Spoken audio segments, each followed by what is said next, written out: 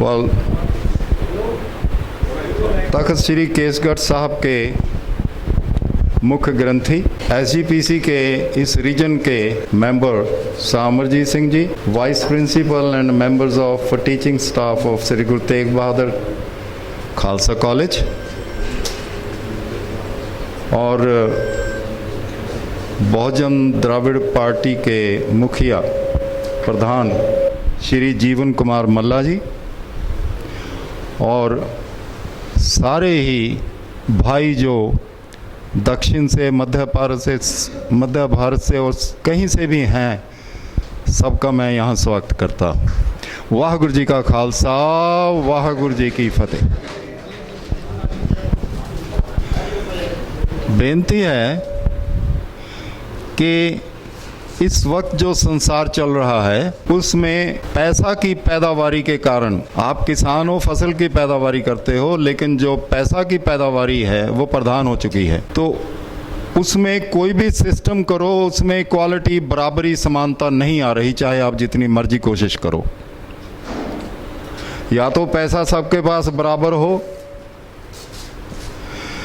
दूसरी बात कि सामाजिक तौर पे जो मुसलमानों की शरिया है, शरीयत जिसे कहते हैं, वो मनुष्यों को आपस में बांटती है। औरत का तो उसमें मूल्य नहीं है कोई भी। और जो स्मृति शास्त्र हैं वो भी बांटते हैं। अब 3% जो नॉन मुस्लिम पॉपुलेशन है वो तो हो गई स्वर्ण ब्राह्मण, और क्षत्रिय उनकी रक्षा के लिए हैं, वो 2-3% हो गए, और 2-3% हैं जो बनिए हैं, जो उनके लिए व्यापार करते हैं, पैसा जुटाते हैं। तो बाकी क्या रहे? बाकी शूद्र और अछूत। अब पैदावारी तो शूद्र और छूत करें, और पॉलिटिकल पावर के मजे कौन ले रहा है? सामाजिक रुतबे के कौन मजे ले रहा है? सारा पैसा किसके हाथ में जा रहा है? खुद ही पार्लियामेंट में मेजॉरिटी बैठा लेते हैं सवर्णों की, वहाँ पे कोई भी कानून बनाए जाते हैं। जो आपके रिजर्वेशन के कारण जो मेंबर चुने जाते हैं वो उनके इशारों पे नाचते हैं, बोलते नहीं, गूंगे बन के बैठे रहते हैं वहाँ पे। तो मैं जीवन कुमार मल्ला जी को बधाई देता हूँ, वावन मेश्राम जी को बधाई देता हूँ। उससे पहले कांशीराम देव थे, उन्होंने ये सारा जागृति प्रोग्राम चलाया और पहली बार दलितों को जागृत करके उनको बताया कि आप पॉलिटिकल पावर हाथ में ले सकते हैं। अब ये जो आधार है, ये आधार श्री गुरु ग्रंथ साहब में है। किस चीज़ का आधार? आधार इस चीज़ का है कि जो माँ के पेट से पैदा हुआ है वो जन है, और जन की पैज, जन की पत कौन रखता है? रखता है जो इसका क्रिएटर है, जो करता है, जिसने हमें जन्म दिया। माँ बाप तो एक माध्यम है, जन्म देता है हुक्म जो सारी सृष्टि में लागू होता है, उसके कारण मनुष्य का जन्म है। तो हमारे लिए जो स्टेट है, प्रशासन है, वो हमारा प्रबंध करने के लिए, ना कि हमारा मालिक है। मालिक तो हम हैं। तो हमारी जो गिनती है बहुजन समाज की, ये तकरीबन 85% हो जाती है। लेकिन हमारी आदतें हैं जो मनुस्मृति ने जो डाली हुई हैं, हमारी आदतें वही हैं। हम भाषा भी वही बोलते हैं, भाषा भी वही बोलते हैं, उसके कारण हम डिवाइडेड हैं, बंटे हुए हैं। गुरु ग्रंथ है जो, उसमें जो मानस है, जो माँ के पेट से जन्म है, वो समान है, कोई भेद नहीं है। फिर आती है वर्ण। सो मनुस्मृति का जो वर्ण है वो सुवर्ण को मालिक बनाता है, हाकिम बनाता है, और जो दूसरे हैं उनको रियाया बनाता है।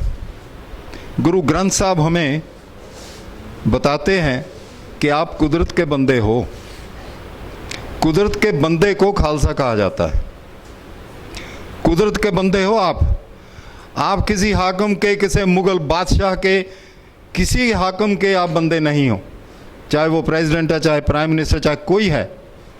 आप कुदरत के बंदे हो। कुदरत ने आपको प्रभु सत्ता दी है, आपका जन्म प्रभु सत्ता में हुआ है।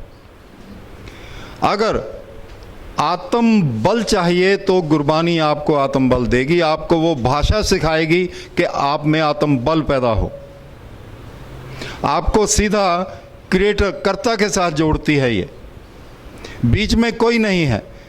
ये ग्रंथी साहब बैठे हैं, ये बीच में नहीं है, आपके कर्ता और आपके बीच में ये नहीं है। ये सिर्फ बानी का पाठ करके आपको सुनाते हैं, भाई ये बानी है, इसमें आपका ये दर्जा है। ये कर्ता के और आपके बीच में दीवार नहीं है जैसे ब्राह्मण है। ये सिर्फ आपको पाठ सुनाने के लिए है, ताकि सच की बानी है जो वो आपके कानों में गूंजती रहे।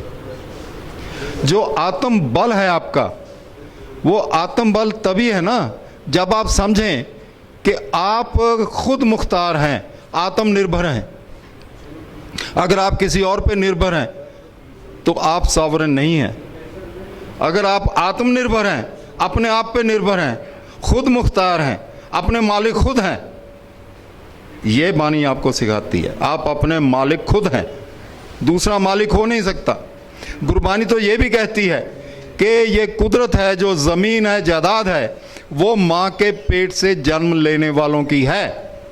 किसी कंपनी की जायदाद नहीं हो सकती, किसी स्टेट की जायदाद नहीं हो सकती। State land is a fraud. State कहाँ से? स्टेट तो कागज़ पे लिखी हुई चीज़ है। हमने एग्री कर लिया, let there be state to manage our affairs, to protect us. इसका मतलब ये थोड़ी कि वो मालिक होगी, मालिक तो लोग हैं।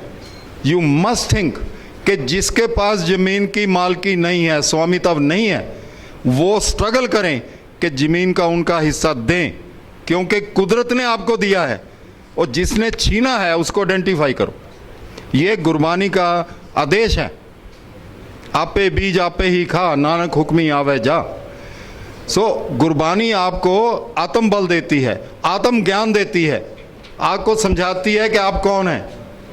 और ये मिलके जो जिसको सेल्फ एम्पावरमेंट कहते हैं, वो सेल्फ एम्पावरमेंट के बिना आप इक्वालिटी में नहीं आ सकते।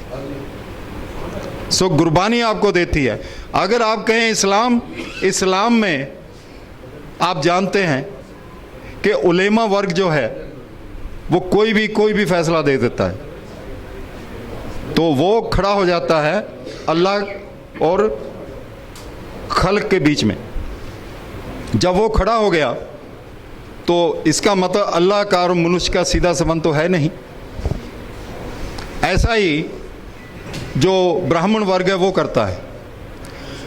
मैं समझता हूँ कि रास्ता सिर्फ गुरु ग्रंथ साहब है, जिसमें 36 बानी लेखक हैं और 36 के 36 का एक ही गुर है, एक गुर, एको उपदेश सबके लिए।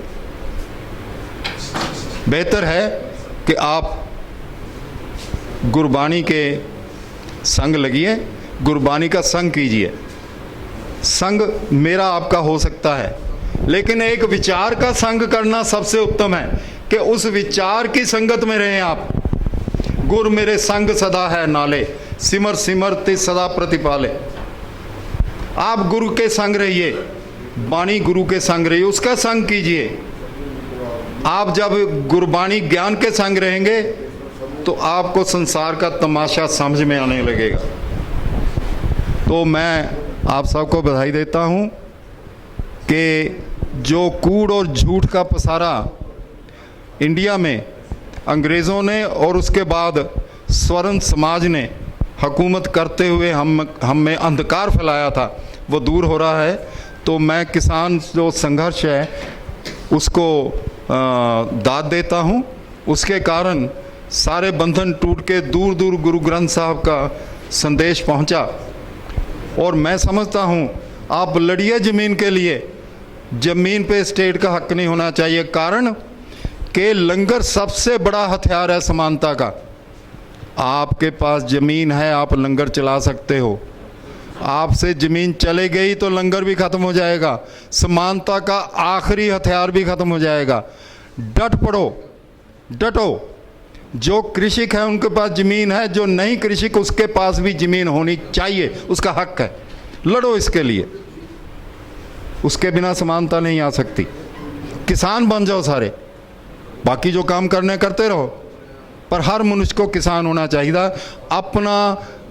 अपनी खुराक खुद पैदा करो, अपनी खुराक खुद पैदा करो, ना निर्भर रहो कारपोरेट के, वो आपको जहर खिला रहे हैं। फिर आपको अस्पतालों में खर्च करना पड़ता है, फिर डॉक्टर वहाँ पे आपको एक्सप्लॉइट करते हैं, स्टेट एक्सप्लॉइट करती है, टैक्स ले लेती है, खर्च करती नहीं, आपको एक चक्रव्यूह में फंसा रखा है। सो गुरबानी पे आश्रित होइए, अपनी खुराक आप पैदा करिए, आप बीजो, आप ही खाओ और बांट के खाओ। ये सीधे से सिद्धांत है। तो जीवन कुमार मल्ला जी और सबको मैं बधाई देता हूँ कि आप एक विश्व भाईचारे में आ रहे हो, क्योंकि हम तमाम विश्व के लोगों को एक मानते हैं और भाई मानते हैं। तो वैसे तो मैं ये कहूँ कि गुरबानी की निगाह में हम सब बहनें हैं। सिस्टरहुड, ब्रदरहुड जो है ये पैतृक शब्द गुरबानी में नहीं है, सिस्टरहुड है। हम सब बहनें हैं, सखियां सहेलियां सी, सुहागणा सी। सो गुरबानी विच सिस्टरहुड ऑफ ह्यूमन काइंड जिंदाबाद। You are most welcome. Waheguru ji का खालसा, वाहगुरु जी की फतेह।